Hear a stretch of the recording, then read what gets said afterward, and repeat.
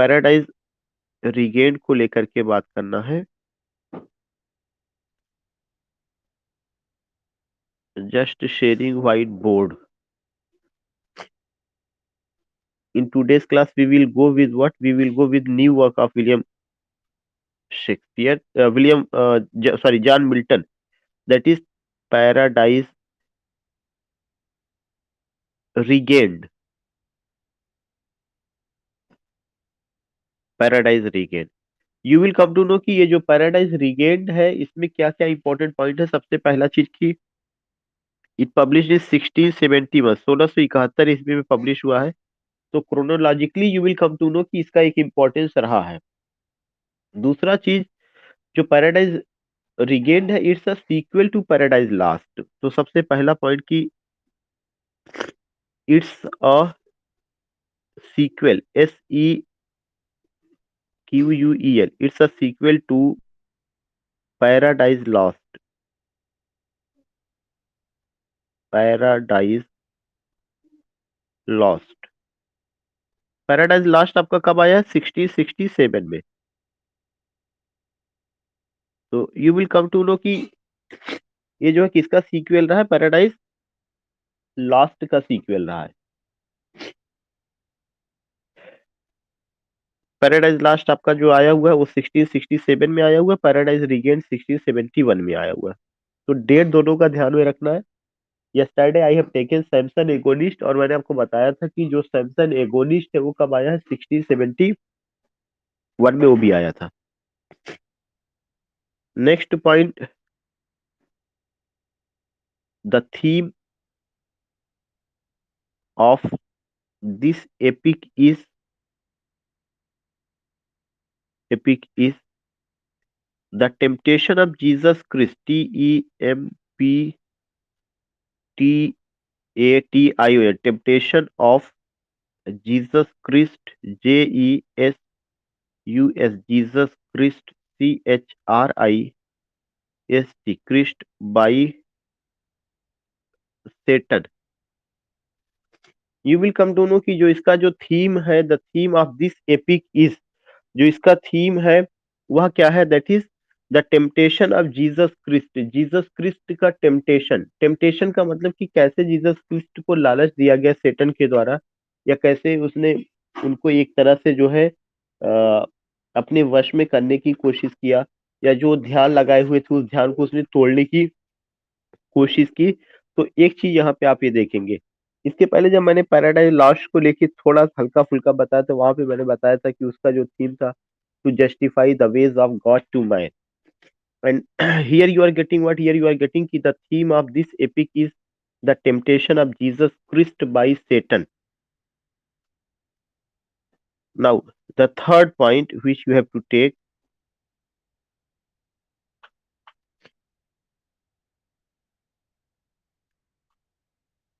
it is in 4 books. It has 4 books। जो Paradise Regained है वो 4 किताबों में है, और पैराडाइज लास्ट जो है कितनी किताबों में? 12 किताबों में है। तो ये चीजें ध्यान में रखना है,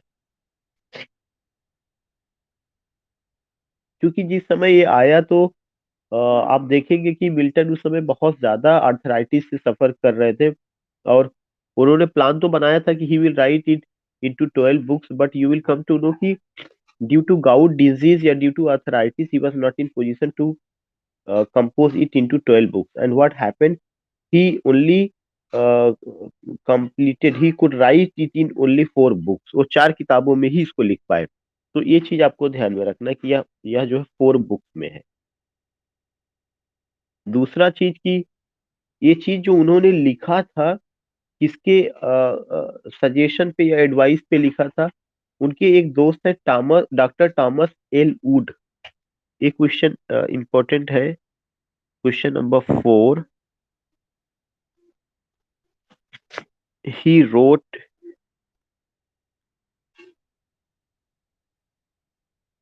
he wrote it on the advice of his friend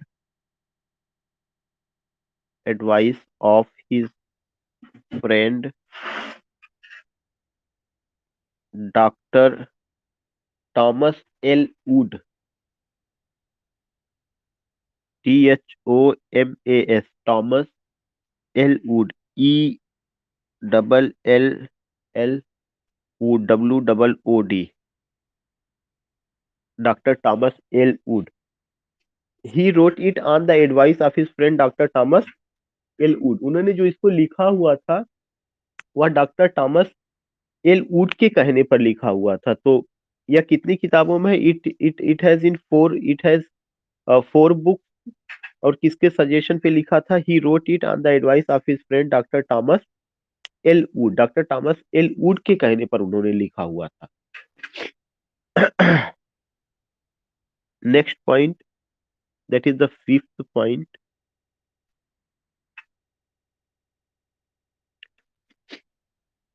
you will come to know कि एक और चीज है कि यह उनकी सबसे फेवरेट किताब थी। उन्होंने कहा कि हो सकता है कि in the eye of the world the people like Paradise Lost, but in my view या in my eye Paradise Regained is my favourite book. तो जो 5th पॉइंट है कि Paradise Regained was the favorite book, FAVOURIT, favorite book of Milton. ये Milton का favourite book था। Paradise Regained was the favorite book of John Milton.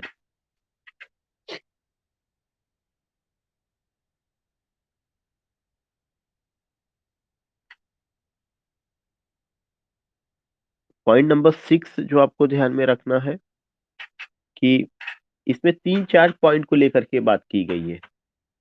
Temptation, crucifixion and resurrection of Jesus Christ. Temptation, TATION, temptation, comma, crucifixion, CRUCIFICATION,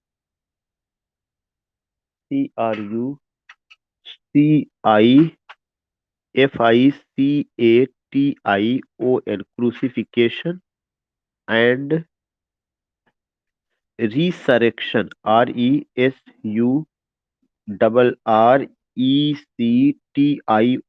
resurrection of Jesus Christ, JESUS, Jesus Christ।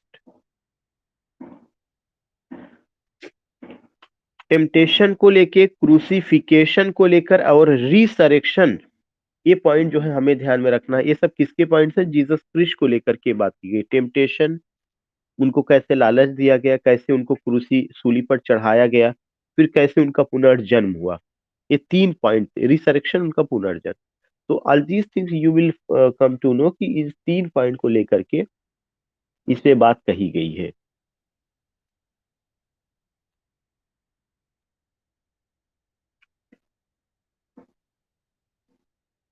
Next point करके point number 7। इसका जो theme है वो कहाँ से लिया गया है? बाइबल से लिया गया। पूरा का पूरा कॉन्सेप्ट वहीं से है। The theme of this epic has been taken from Bible. उसकी जो थीम है वो कहाँ से ली गई? Bible. The theme of this epic has been taken from Bible. जो थीम है उसको बाइबल से लिया गया है। और जो उसका स्टोरी है वो पैराडाइज रिगेंट का जो स्टोरी है वो जो है सेंट ल्यूक गॉस्पेल से लिया गया है। But the story but the story has been taken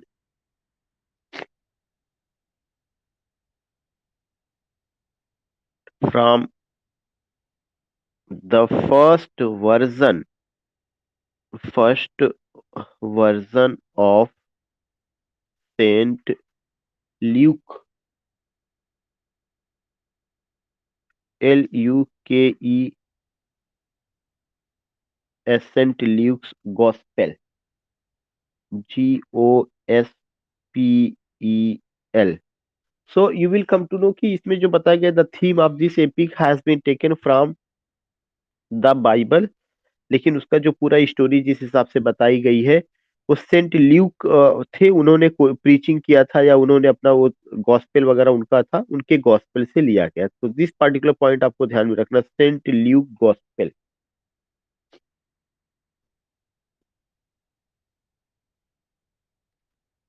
Jesus Christ के अलावा इसमें जो और कैरेक्टर्स हैं, you will come to know कि उसमें जो है कौन कौन से हैं।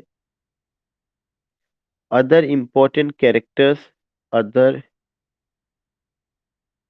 Important characters, characters of the epic are, Adam के बारे में भी इसमें बात हुई है, ईव के बारे में भी बात हुई है, और एडम और ईव के दो बच्चे हैं उनके बारे में, एबल और केन के बारे में, एबल के बारे में, केन के बारे में, एंड सेंट मेरी के बारे में, and Saint Mary. You will come to know कि दीज आर द कैरेक्टर्स जो कि इसमें है, या इन सारे लोगों को लेकर के बात की गई है।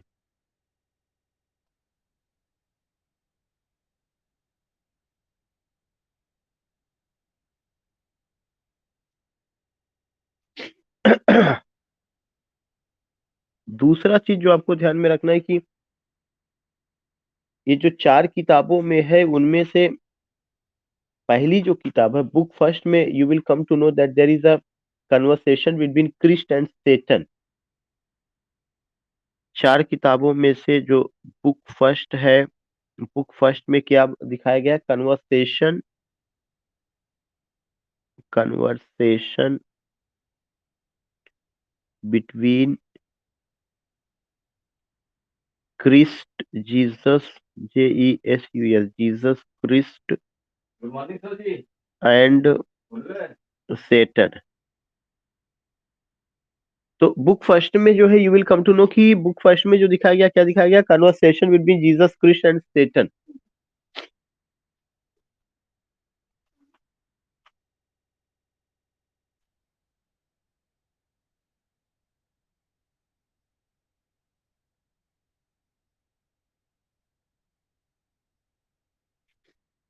और इसमें दिखाया गया कि जो सेटन है वो काफी ओल्ड हो चुका है और जीसस क्रिस्ट यंग है।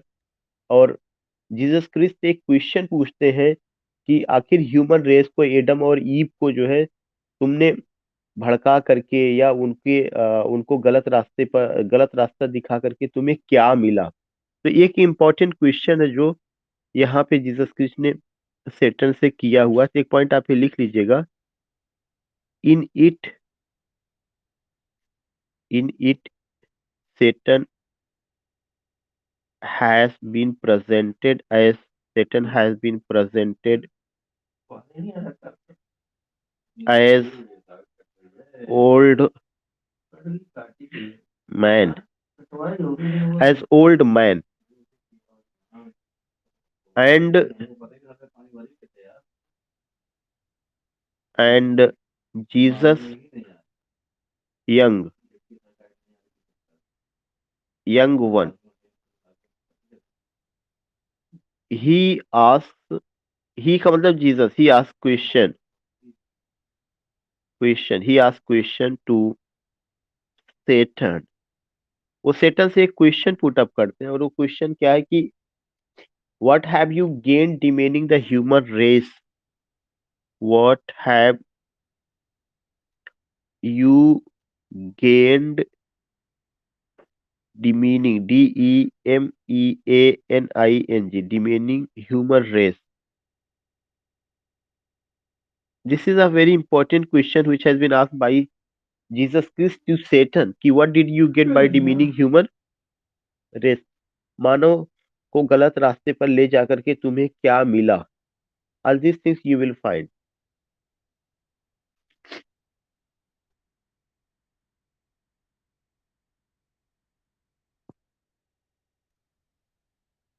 बुक सेकंड जो है उसमें जो दिखाया गया है कि सेटन रिवेंजफुल मूड में है। Satan is in Satan is in revenge, REVENG, revengeful mood. वो बदले लेने की फिराक में है, उसके अंदर बदले की आग में जल रहा है।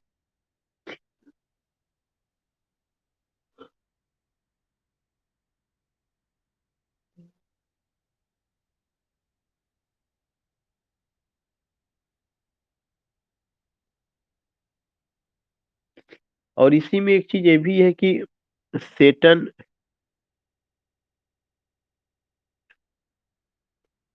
टेम्पटेड, TEMPTD, सेटन टेम्पटेड केन। सेटन जो है केन को, जो एडम और ईव की जो दो संतानें थी, केन और एबेल, उसमें उसने केन को क्या किया कि गलत रास्ते पर ले गया और अपने भाई का मर्डर कर देता है। तो एक चीज ये दिखाया जाता है कि धरती पर जो है सेटन ने जो है क्या किया, बुराई को लाया, लेकिन मर्डर की प्रथा जो शुरू हुई वो किसके द्वारा शुरू होती है? केन के द्वारा शुरू होती है। तो you will come to know कि Satan is in revengeful mood, Satan tempted Cain who murdered his brother, who murdered, MURDERED, who murdered his brother, किसका? His brother Abel, ABEL। तो सेकंड किताब में यही बताया गया कि सेटन बदला लेना चाहता है। जीसस क्रिस्ट को तो नहीं भड़का पाता, लेकिन किसको भड़का देता है? वह भड़काता है अ, एडम और ईव की दो संतानों में से एक को, केन को, और केन अपने भाई का मर्डर कर देता है।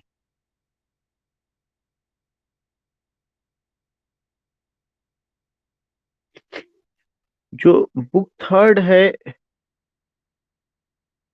उसमें क्या बताया गया है? बुक थर्ड में सेटन was defeated by Jesus Christ. Satan was defeated, DEFEATED, by Jesus Christ। Satan Jesus Christ के द्वारा डिफीट हो जाता है इन कन्वर्सेशन, मतलब वैसे लड़ाई नहीं होती बल्कि लॉजिकल लड़ाई होती है उसमें। In conversation,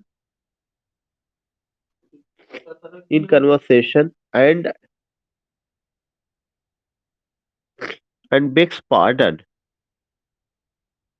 and begs pardon, PARDON, क्षमा भी मांगता हूँ, send begs pardon to Jesus, JESUS। तो एक चीज आप देखेंगे कि बुक थर्ड में एक चीज दिखाया गया है, victory of Jesus Christ over home, victory of Jesus Christ over Satan, Satan के ऊपर जीसस क्रिस्ट की विक्ट्री। और लास्ट में जो है सेटन क्या करता है? क्षमा भी मांगता है जीसस क्रिस्ट से, खासकर साल्वेशन को लेकर के, मुक्ति का क्या तरीका हो सकता है।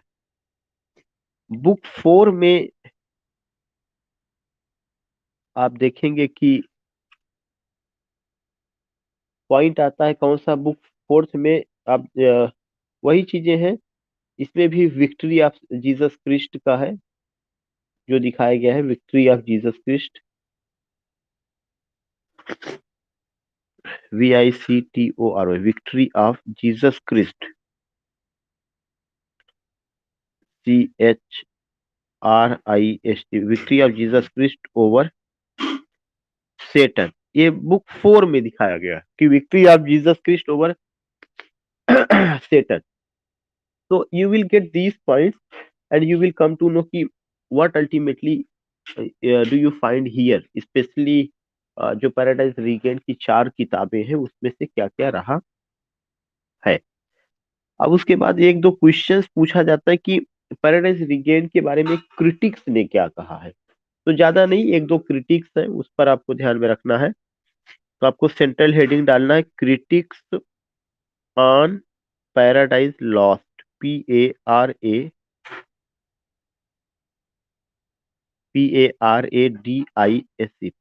Paradise regained, sorry, bar bar paradise regained. Critics on paradise regained, उसमें से एक क्रिटिक है William black.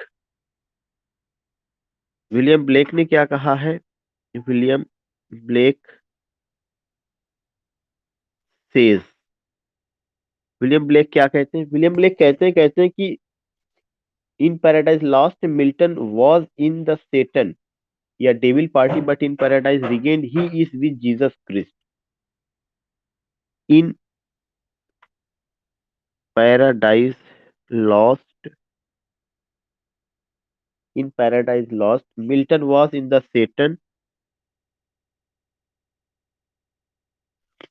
In Paradise Lost Milton was in the Satan, Milton was in the Satan, Satan, Milton was in the Satan oblique devil party. इनका यह कहना है कि paradise last में तो मिल्टन जो है सेटन की तरफ से खड़े थे, लेकिन in Paradise Regained he is with Jesus Christ, but in Paradise regained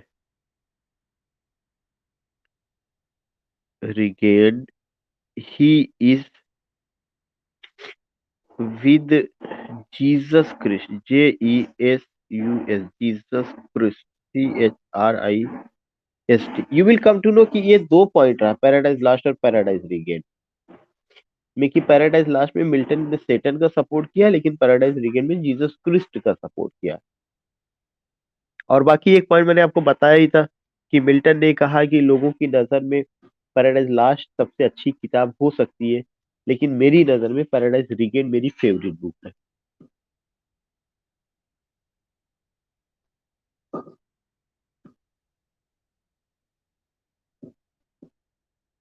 एक क्रिटिक है Emile Legouis, according to Emile Legouis, EMILE, Emile Legouis, LEGOUS,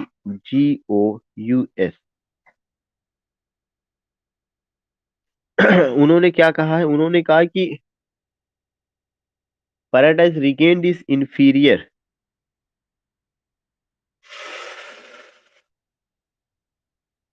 paradise Regained is inferior,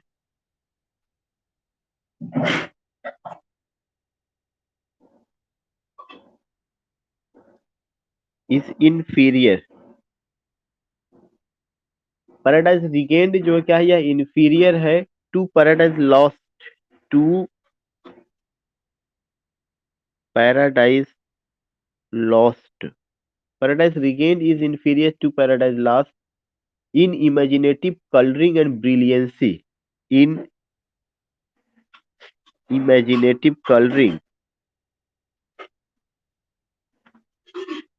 COLOURING, in imaginative coloring and brilliancy, BRILLIANCY, and brilliancy। so you will come to know कि यह एक important point है, जहां पे आप ये देखेंगे कि Paradise Regained is inferior to Paradise Lost, Paradise जो रिगेन्ड है यह इंफीरियर है किससे? पैराडाइज लॉस्ट से। you will come to know कि paradise regained is inferior to paradise lost in imaginative coloring and brilliancy। it has been said by whom? it has been said by Emile Legouis. तो imagination का जहां तक है, imagination का जितना खूबसूरत ढंग से यूज किया गया है पैराडाइज उसमें लॉस्ट में, उस हिसाब से पैराडाइज रिगेन्ड में नहीं है।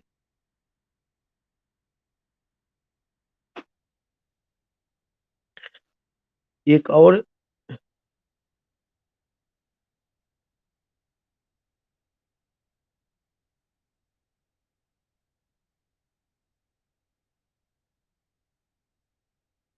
एक और जो चीजें ध्यान में रखना कि एक इसमें डी उनका एक वर्क था, डी डॉक्ट्रिन क्रिस्टियाना।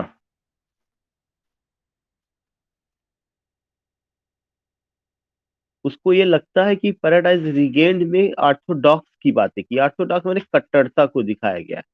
तो एक पॉइंट ये नोट करके लिखिएगा, इन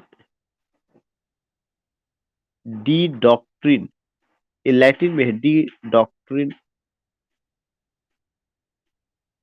Christiana, CHRISTIA, De Doctrina Christiana casts doubts, CASTES, casts doubts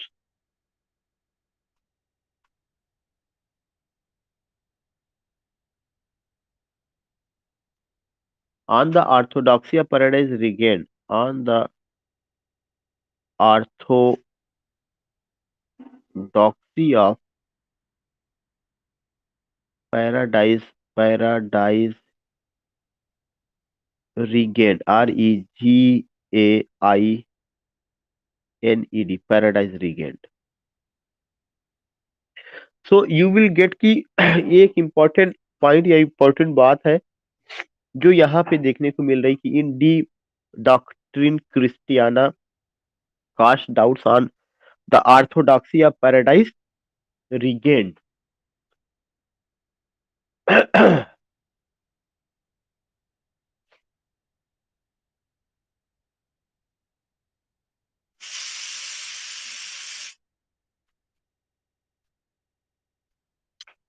एक इम्पोर्टेंट लाइन्स है, बस वही लाइन लिख करके I would like to complete.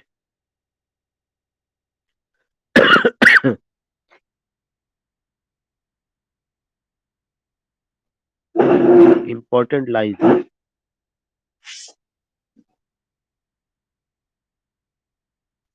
उन important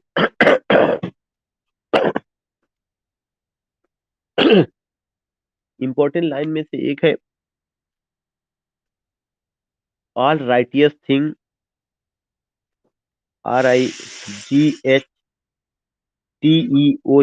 all righteous thing,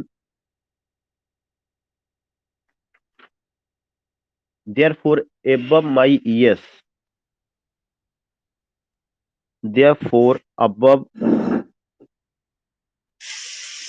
my ears, therefore above my ears, the laws of God, the laws of God I read and formed is sweet, and formed is sweet, mode it my whole delight, mode it my whole delight,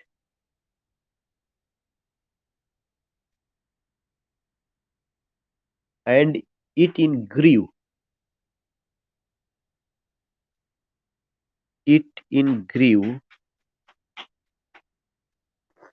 to such perfection, to such perfection, perfection.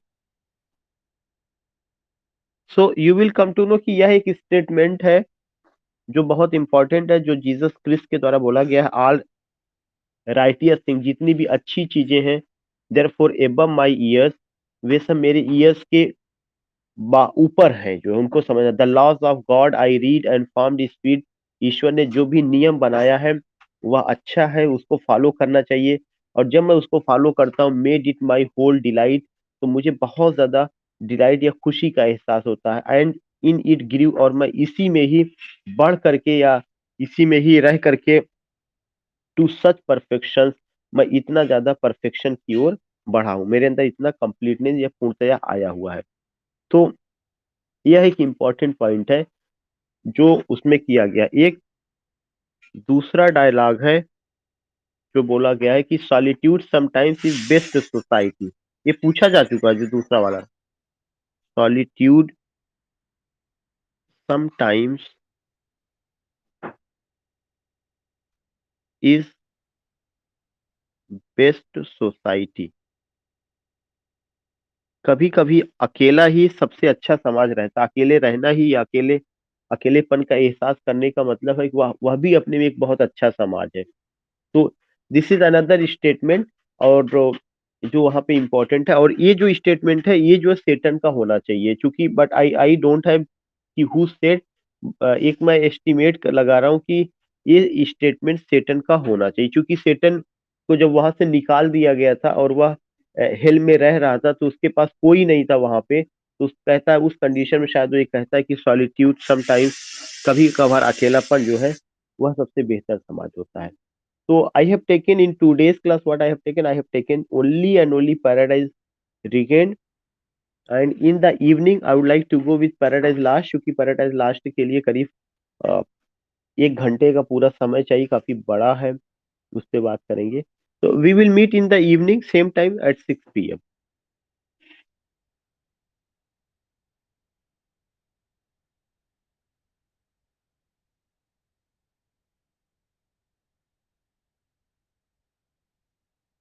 ठीक, okay.